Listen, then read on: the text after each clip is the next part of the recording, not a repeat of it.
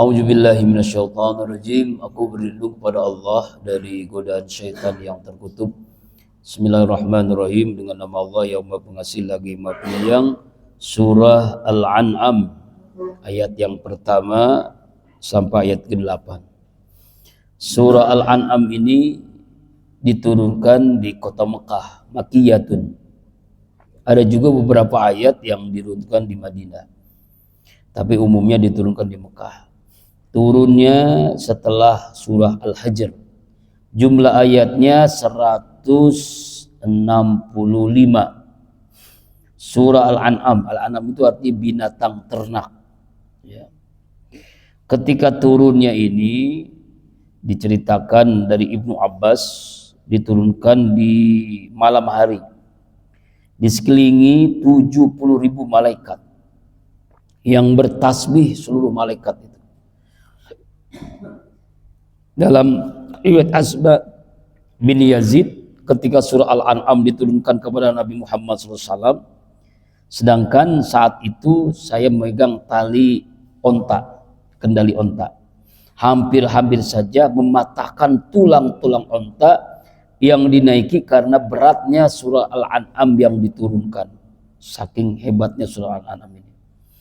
Dalam sebuah riwayat An Jabir radhiyallahu anhu qala nazalat suratul An'am sabbaha Rasulullah sallallahu alaihi wasallam summa qala laqad sayya'a haji surah minal malaika ma sadda ufuk. Surah Al-An'am diturunkan Rasulullah membaca tasbih. Kemudian Rasulullah bersabda, sungguhnya surat ini diiringi oleh para malaikat yang jumlahnya menutupi seluruh cakrawala langit. Masya Allah, saking banyaknya malaikat.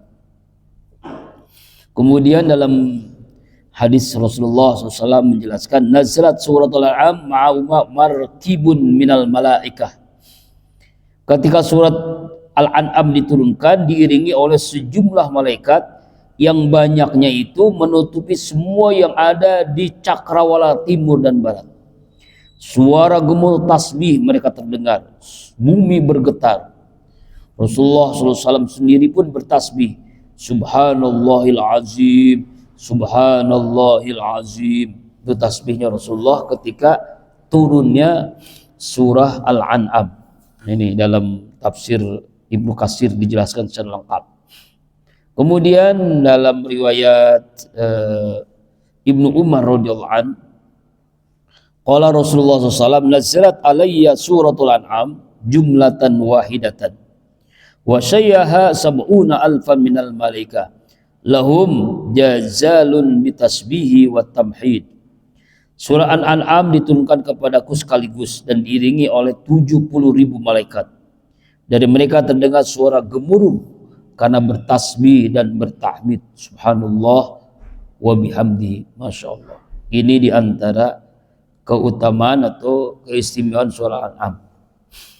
Lalu kita masuk ke ayat yang pertama, ya Bismillahirrahmanirrahim. Dengan nama Allah yang Maha Pengasih lagi Maha Penyayang. Alhamdulillah, segala puji bagi Allah. Jadi pujian itu hanya milik Allah.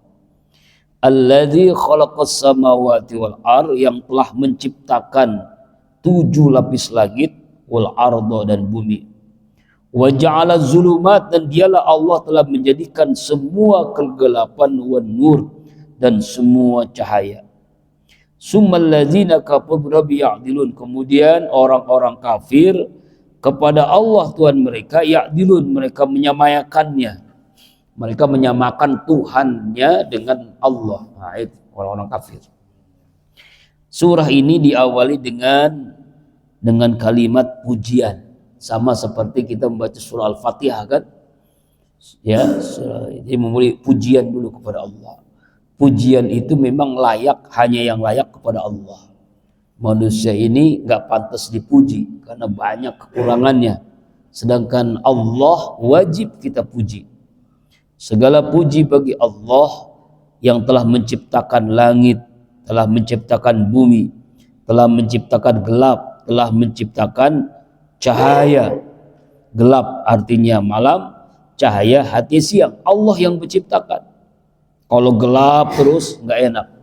Kalau siang terus juga nggak enak. Jadi Allah ciptakan bergiliran malam dan siang. Ya, malam dan siang. Ya, jadi inilah ciptaan Allah Subhanahu wa taala. Yarhamkumullah. Ya. Jadi Allah mengawali surah ini dengan memuji dirinya sendiri, memuji Allah.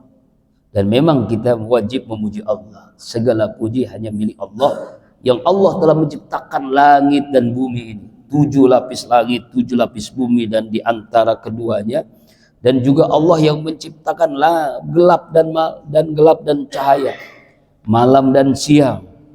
Ya, malam dan siang. Tapi apa yang terjadi? Summal ladzina kafaru bi rabbi ya'dilun. Tapi kemudian orang-orang kafir kepada Tuhan mereka ya'dilun. Mereka itu menyamakan dengan Tuhan mereka. Jadi anggapan orang-orang kafir Allah itu sama dengan patung, sama dengan berhala yang mereka sembah. Inilah orang-orang kafir, ya. Ya. Jadi artinya menyekutukan Allah, musyrik kepada Allah. Ya, ini. Jadi awali surat ini dengan Allah memuji dirinya yang telah menciptakan langit dan bumi, malam dan siang, dan Allah telah mengungkapkan bahwa orang-orang kafir itu menyamakan Allah dengan Tuhan yang mereka sembah. Ya'dilun, itu adil, menyamakan. Wallazi, dialah Allah yang telah khalaqakum, menciptakan kalian, min tinin, dari tanah. Summa qada ajala, kemudian Allah menetapkan ajalnya, batas waktu hidupnya. Siapa dia? Itu Nabi Adam. Nabi Adam alaihissalam. Nabi Adam itu ya punya istri namanya Hawa. Ya, dia memiliki anak 400 anak. Bayangin, satu istri anaknya 400. Siapa? Siti Hawa. Jadi wanita yang paling banyak anak adalah Siti Hawa.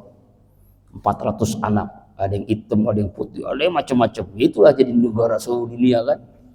Ya, ada yang mancung, ada yang pesek, ada yang Eropa, ada yang Amerika, ada yang Cina, ada yang Jepang, ada yang Indonesia, ada yang Asia. 400 keturunan di seluruh dunia itu dari Siti Hawa. 400 anak. Anaknya 400, cucunya ya bisa cicitnya sampai jutaan manusia, sampai sekarang miliaran manusia itu dari satu biang namanya Adam dan Hawa. Ya kan umurnya kan 2000, ya kan Pak ya. Panjangnya juga Siti Hawa itu ya Jeddah itu. Jadi makamnya di Jeddah. Jeddah itu ada di Arab tuh ya. Jeddah itu artinya kan jadun, kakek, nenek artinya nenek, ya kan. Ya, makanya Siti Hawa dimakamkan di Jeddah. Ya, nih ya, itu Pak, salam riwayat itu. Baru tahu ya anaknya 400 ya. Jadi kalau pengen tanya berapa anak yang paling banyak siapa? Anaknya Siti Hawa. Di dunia ini anaknya Siti Hawa. Kita juga satu keturunan Nabi kita Pak, Nabi Adam alaihissalam. Allah telah menciptakan min tinin, dari tanah. Jadi manusia itu yang pertama dari tanah. Nabi Adam itu dari tanah. Kalau Hawa dari tulang rusuknya Adam. Ya, dari situlah berkembang sampai sekarang miliaran manusia. Ya, dari satu keturunan dari tanah dulu, tanah. Makanya kembali kepada tanah, karena kita dari tanah kembali kepada tanah. Kapan? Summa qada ajala, kemudian Allah tetapkan ajalnya. Allah tetapkan ajalnya. Kapan? Hanya Allah yang tahu. Ajal. Ijaja ajaluhum la yastahiruna sa'ata wala yastaqdimun. Apabila ajal datang pada seorang, tidak bisa dimajuin, tidak bisa diundurin.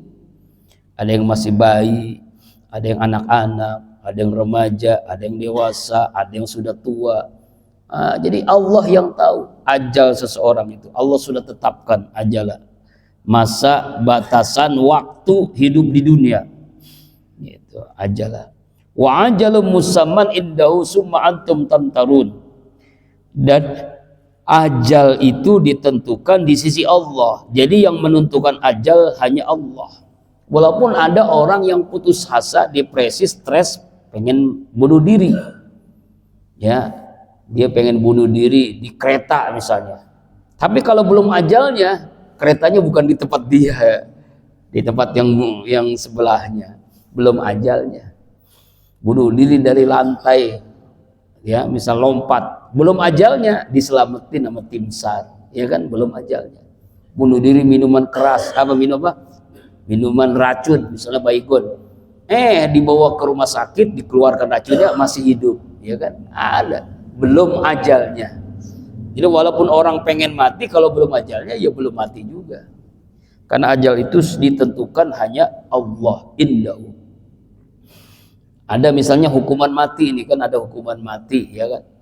Kalau di Malaysia gantung, ya, di Indonesia tembak, di Amerika ada yang disuntik, ya, suntik mati, ada yang di Saudi dipancung.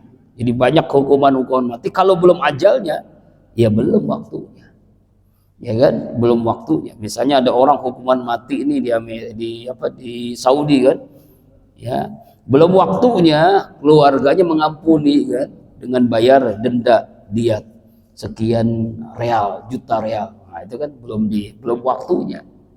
Jadi artinya memang ajal itu hanya Allah yang menentukan. Maka disebut wa ajal musamman indahu, di sisi Allah. Summa antum tamtarun, kemudian kalian semua, ya orang-orang kafir, meragukan tentang keadaan setelah meninggal dunia, akhirat, kebangkitan. Jadi orang-orang kafir itu tamtarun, ragu-ragu, bener nggak setelah mati dibangkitkan lagi? Dia nggak percaya itu. Kalau mati aja, kata orang kafir.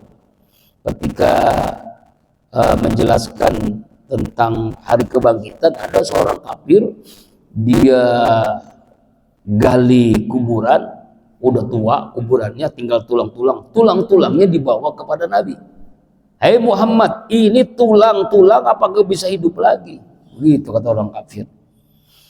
Ya, memang itulah logika nafsu, akal tidak nyambung dengan iman. Jika dijelaskan Rasulullah bahwa itu sangat mudah bagi Allah, yang nggak ada aja diadakan oleh Allah mudah, apalagi yang sudah ada, udah tulangnya, ya kan, udah ada tuh bentuk baru, lebih mudah lagi bagi Allah Subhanahu wa ta'ala untuk membangkitkannya. Tapi orang-orang kafir tamtarun, meragukan, ragu-ragu tentang ajal, ya. Nah, ayat ini juga dijelaskan di dalam surah Al-An'am ayat 60. Nanti 60 ketemu. Wa wallazi yatawaffakum bil laili wa ya'lamu ma jarahtum bin nahar. Dan dialah Allah yang menidurkan kalian di malam hari, dan dia Allah mengetahui apa yang kalian kerjakan di siang hari. Jadi ketika orang tidur itu kan sebenarnya rohnya itu ada di dalam alam mimpi, ya kan? Lalu dikembalikan kepada jasadnya ketika bangun dari tidur, ya, bangun dari tidur. Jadi kejadian kapan seorang itu mati, di mana dia mati, bagaimana dia mati, hanya Allah yang mengetahuinya, hanya Allah yang menentukan seseorang itu. Jadi ajal ini nggak harus sakit dulu. Banyak orang sehat mati. Ajal ini gak harus tua dulu. Banyak yang masih baik sudah mati. Ajal ini gak harus musibah dulu. Banyak orang tenang-tenang di kamar tapi ternyata sudah mati. Jadi mati ajal seseorang itu Allah yang menentukan. Kita berusaha, ya, agar wafat dalam keadaan husnul khatimah, terbaik akhirnya, ya. Ketika Ustadz Yahya Waromi itu bagus banget meninggal kan, meninggal di hari Jumat, sedang khutbah Jumat di hari raya Idul Adha, ya kan, hari Idul Adha itu kan, di hari bulan yang mulia, hari yang mulia, meninggalnya ketika khutbah. Masya Allah, mantan pendeta, ya kan, Ustadz itu Yahya Waromi itu, ya, meninggalnya bagus banget, ya, Masya Allah, lagi khutbah pertama masih ngomong dia ketika duduk terus duduk tiduran, meninggal ketika duduk khutbah yang kedua. Masya Allah, ingin begitu tuh meninggal tuh Pak, bagus kan? Meninggal dalam keadaan terbaik, hari terbaik, bulan terbaik, ketika khutbah Idul Adha lagi, Masya Allah, luar biasa itu. Masya Allah, sama dapat semua itu dia. Dulunya pendeta Pak, pendeta masuk Islam, lalu dia banyak orang-orang yang murtad kembali lagi ke Islam. Nah itu, alhamdulillah meninggalnya bagus banget kan, Masya Allah. Wa summa antum tentang kafir, orang-orang kafir itu meragukan tentang keadaan apa hari kiamat, tentang kebangkitan. Ayat yang ketiga, wa wallahu fis samawati wa fil ardi, dan dialah Allah yang disembah di langit dan yang disembah di bumi. Jadi makhluk-makhluk Allah yang di langit semuanya menyembah Allah. Makhluk Allah yang di bumi semuanya menyembah Allah Subhanahu wa ta'ala. Ya'lamu sirrakum wa jahrakum, dan dialah Allah maha mengetahui apa yang kalian rahasiakan, apa yang kalian nampakkan. Rahasia, nampak, johir, batin Allah tahu. Wa ya'lamu ma taksibun, dan dia Allah mengetahui apa yang kalian lakukan, apa yang kalian kerjakan. Ya, jadi semua makhluk yang ada di langit menyembah Allah. Semua makhluk yang di bumi ya menyembah Allah. Ya, sebagai Roh, sebagai Rob, sebagai ilah. Dialah Allah. Dialah Allah. Ya, ayat ini dijelaskan dalam surah Az-Zukhruf 84. Wa wallazi fis samai ilahu wa fil ardi ilah. Dialah Allah Tuhan yang disembah di langit, dan dialah Allah Tuhan yang disembah di bumi. Ya, Tuhan yang disembah makhluk Allah yang di langit dan makhluk Allah yang di bumi. Dialah Allah yang mengetahui sirrakum, sir yang di dalam hati Allah tahu, yang tersembunyi Allah tahu. Kita taat, kita maksiat Allah tahu. Kita ikhlas, tidak ikhlas Allah tahu. Kita melakukan ibadah ini karena Allah atau karena manusia, Allah tahu. Pokoknya Allah mengetahui apa yang kita rahasiakan. Ya kan? Kita yang rahasiakan, Allah Maha tahu. Apapun yang terjadi, Allah Maha tahu. Orang nih melakukan ketaatan tapi sir gitu, mendoakan orang lain, tahu Allah. Dia sedekah diam-diam, tahu Allah. Apalagi yang dilakukan secara zahir, secara nampak, Allah Maha tahu. Yang lahir dan yang batin Allah Maha tahu. Ya kan? Wa ya'lamu ma taksibun, dan dialah Allah mengetahui apa yang kalian lakukan. Perbuatan baik, perbuatan buruk, taat, maksiat, semuanya Allah tahu. Ya, ini harus menjadi kesadaran bagi kita ya, bahwa Allah Maha mengetahui apa yang kita lakukan, baik yang sembunyi-sembunyi atau yang terang-terangan. Makanya sedekah itu yang baik yang apa? Baik itu yang ikhlas. Mau sembunyi-sembunyi, mau terang-terangan baik. Sembunyi-sembunyi bisa nggak ikhlas, terang-terangan juga nggak bisa nggak ikhlas. Makanya mau sembunyi, mau terang-terangan baik ibadah itu. Sembunyi supaya kita ikhlas, terang-terangan supaya orang lain mengikuti apa yang kita lakukan. Itu namanya istiqomah ibadah. Jadi orang ikhlas itu istiqomah.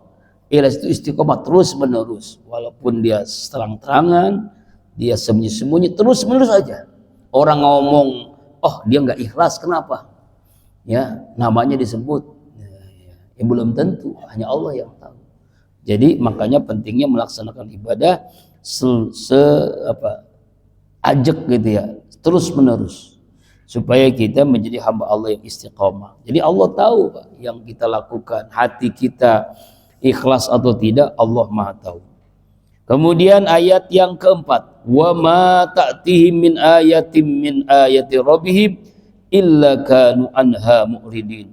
Wa ma ta'tihim, dan tidak datang kepada mereka orang-orang kafir, min ayatin, dari ayat-ayat Allah, min ayati rabbihim, dari ayat-ayat Tuhan mereka Allah, illa, kecuali Kanu, mereka itu anha darinya, mu'ridin, berpaling, mengingkari. Jadi artinya ayat-ayat Allah yang turun, ya, ayat Allah itu kan ada dua, Pak. Ayat yang terucap, ayat yang tercipta. Ayat yang terucap Al-Quran, Injil, Zabur, Taurat, itu dalam kitab suci. Ayat yang tercipta alam semesta ini, kejadian, peristiwa, masalah apapun, itu ayat-ayat Allah. Nah, orang kafir, ya, mereka mu'ridin, berpaling. Mereka mengolok-olok. Mereka tidak percaya apa yang diturunkan Allah sebagai tanda-tanda kekuasaan Allah. Mereka mengingkarinya, mendustakannya. Ya, mereka berpaling dari ayat-ayat Allah itu. Ya, ayat yang terucap firman Allah, ayat yang tercipta alam semesta ini, kejadian, dan ayat yang hidup. Maaf, ada 3 ayat yang hidup, yaitu Nabi Muhammad Sallallahu Alaihi Wasallam sebagai teladan dalam hidup kita. Tapi orang-orang kafir mu'ridin, berpaling, tidak memperdulikannya. Itu ayat Allah.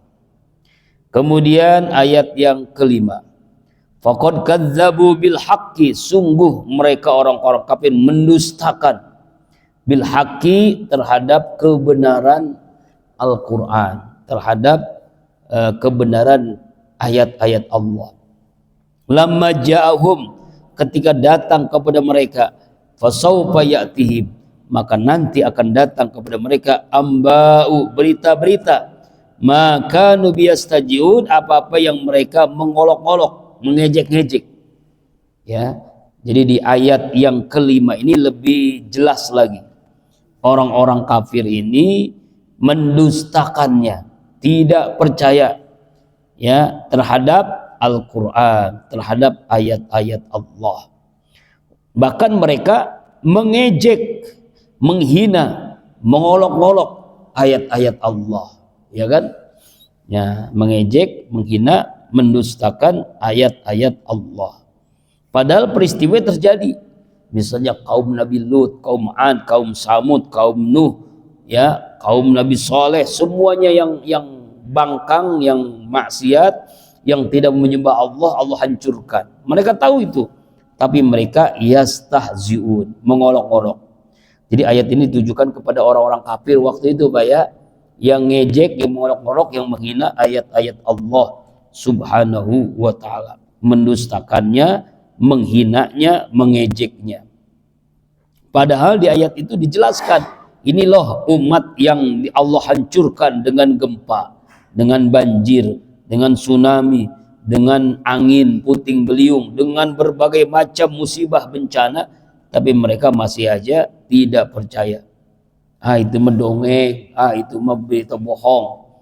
Padahal di mata mereka, mereka melihat ada kaum yang Allah hancurkan, seperti kaum Ad, kaum Samud, kaum Lut, kaum Nabi Nuh, semuanya tuh ada dalam Al-Quran. Tapi mereka yastahzi'un, mereka mengolok-olok, mereka mengejek, bahkan dikatakan Quran itu adalah sihir, Quran itu adalah buatan Muhammad, Quran itu adalah cerita-cerita dongeng belaka. Wah, gitu orang-orang kafir itu. Ya, dari dulu sampai sekarang sama aja. Itu di ayat yang kelima. Kemudian jamaah rahimakumullah, ayat yang ke-6.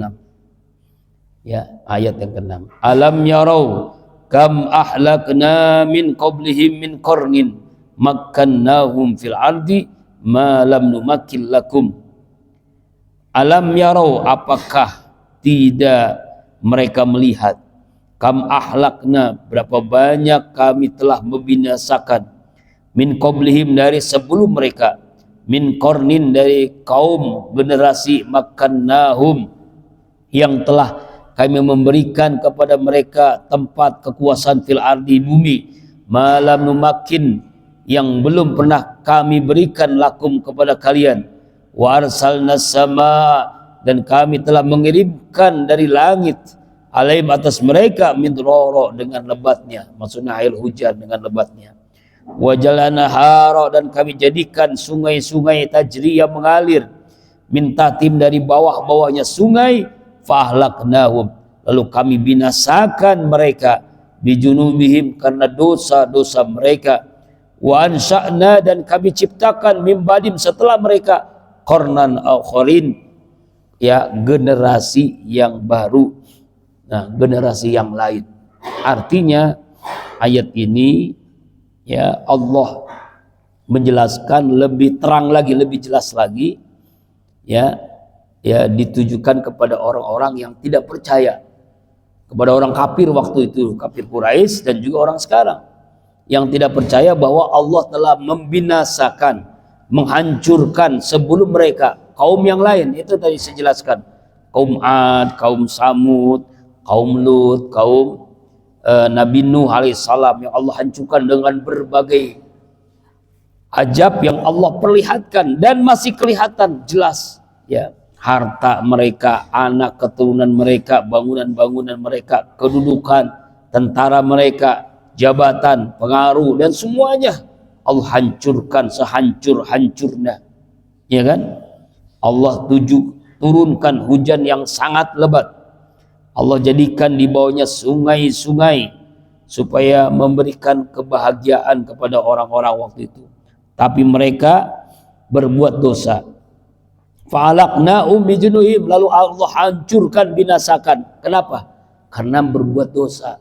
Ada yang LGBT, kaum Lut, ada yang menyembah patung, ada yang menyembah berhala, ada yang menyembah matahari, menyembah bulan, menyembah macam-macam lah ya, menyembah manusia, menyembah malaikat, ya kan? Mereka melakukan itu lalu Allah hancurkan bijunuhim karena dosa mereka. Wa ansa'na, dan setelah mati itu kaum Lut, kaum Nabi Nuh, kaum Nabi Soleh semua pada mati, Allah berikan generasi yang baru, generasi yang baru, kaum yang baru setelah Allah hancurkan itu, kaum yang baru yang taat kepada Allah Subhanahu wa ta'ala. Di ayat ini Allah menjelaskan secara jelas, secara terang kepada kita, setelah Allah hancurkan orang-orang yang durhaka kepada Allah, orang-orang yang maksiat, yang melakukan dosa, Allah ganti dengan generasi yang baru. Manusia juga, tapi generasi yang baru. Allah Akbar. Ini di ayat yang ke-6. Kemudian jamaah rahimakumullah di ayat yang ke-7. Sekarang ini subuhnya sudah hampir jam 5 ya. Berarti waktu syuruknya pun agak siang. Jam 6 berapa menit? Ya, jadi masih lama waktu syuruk ya Pak ya. Jadi sabar ya. Sebelum dilanjutkan, insya Allah besok subuh kelilingnya berkahnya di Masjid Al-Fat, itu di perumahan Bela Kasa, Depok 2 ya, Depok 2 Bela Kasa sana ya, mendekati Depok Timur ya, Depok 2. Berangkat jam 4 lah ya, karena subuhnya juga siang, berangkat kita jam 4 insyaallah keburu. Hari Sabtu juga kalau yang mau mengikuti simaan 30 juz Al-Quran di Kolbun Salim dari subuh sampai selesai, sampai maghrib atau isya, silahkan mengikutinya. Atau kalau ingin mendapatkan keberkahan, silakan bawa air minum, air doa 30 juz. Itu dahsyat tuh Pak, sama dengan air zam-zam, dahsyat. Karena air yang dibacakan doa, apalagi Al-Quran 30 juz itu sangat dahsyat. Silakan bawa air ke Kolbun Salim dari besok nih, di Sabtu sampai sore, sampai selesai 30 juz Al-Quran oleh Faza ya.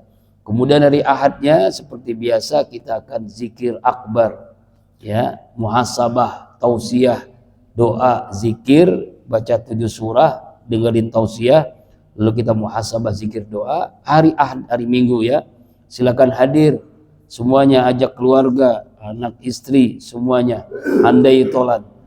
Kita ramaikan kampung kita dengan zikir, dengan doa, dengan Al-Quran, dengan muhasabah, dengan pengajian, agar kampung kita kampung yang berkeberkahan ya, insya Allah. Mohon disempatkan waktunya, jangan sampai tidak hadir. Sebulan sekali ya, mumpung masih hidup, mumpung masih ada umur, mumpung masih sehat. Insya Allah hari Ahad, hari Minggu besok ya. Biasa kita awali dengan sholat tahajud berjamaah jam 3, dilanjutkan sholat subuh, baca 7 surah tausiah dari Ustadz Saiful dan Ustadz Jalaluddin, lalu muhasabah zikir sampai paling lama jam 8 paling lama, insya Allah ya. Mudah-mudahan sih 7:30 udah selesai.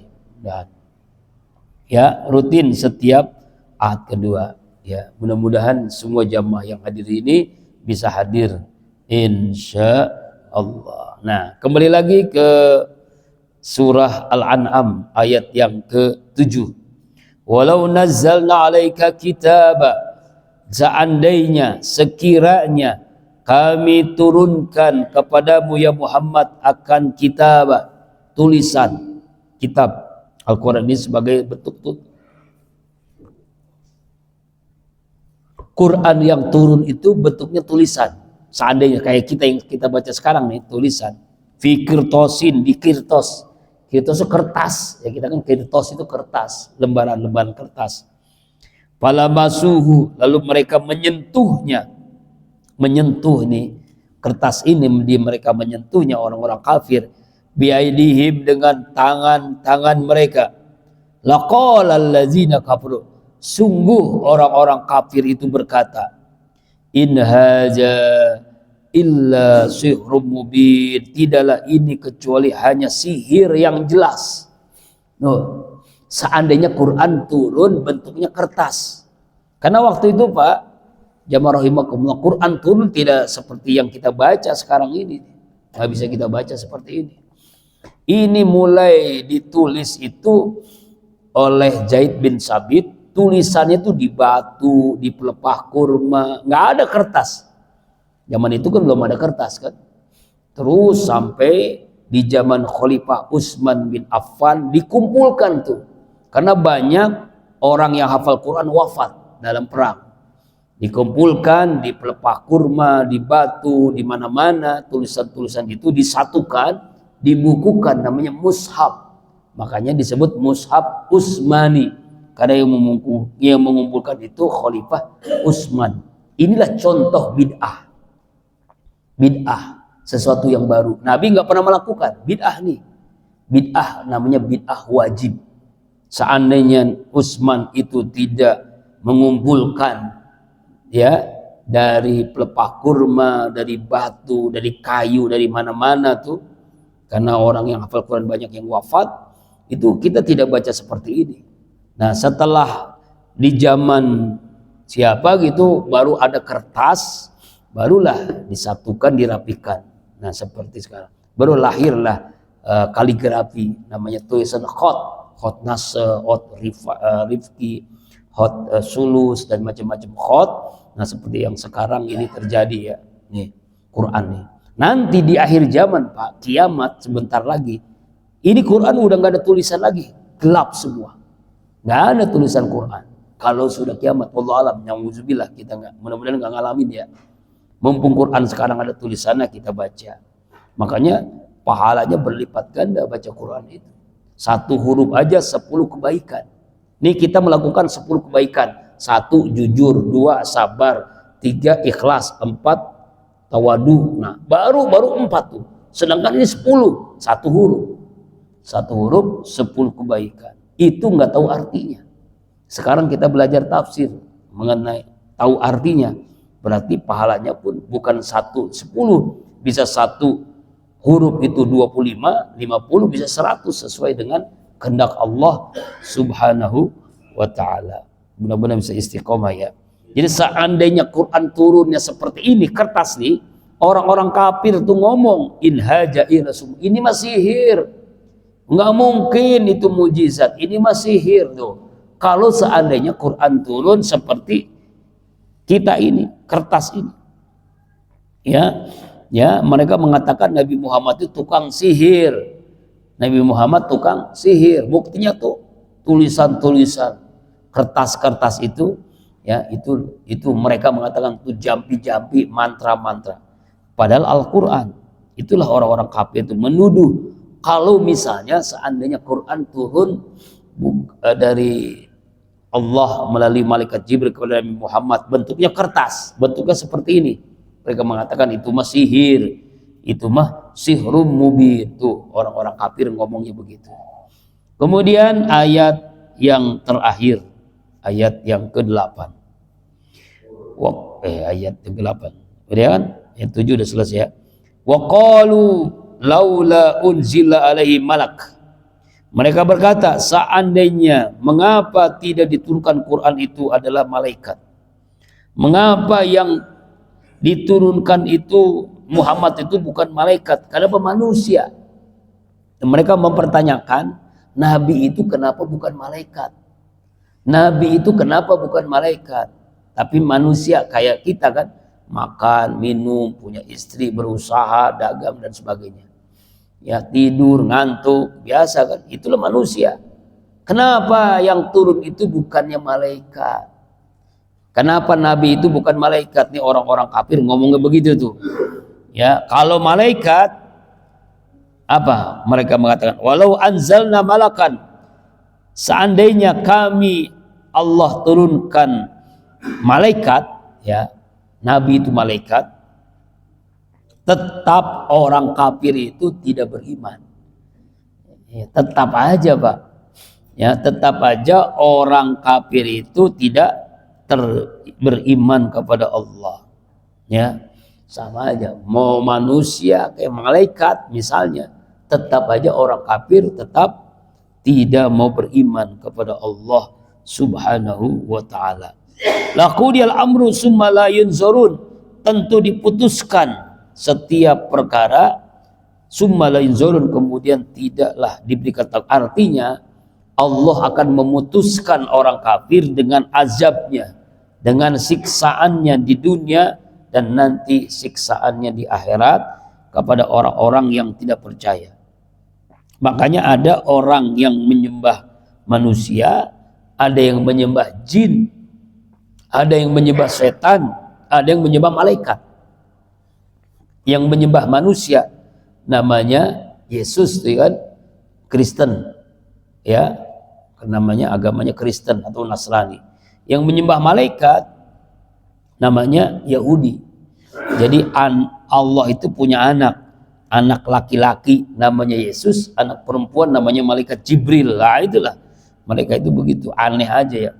Jadi sebenarnya intinya mereka itu hanya menamakan saja, padahal itulah tipu daya iblis, tipu daya setan. Pada intinya bukan menyembah Yesus, bukan menyembah Jibril, tapi menyembah iblis, menyembah setan. Jadi seluruh agama yang tidak menyembah Allah semuanya menyembah iblis, karena itu ciptaan iblis sebenarnya.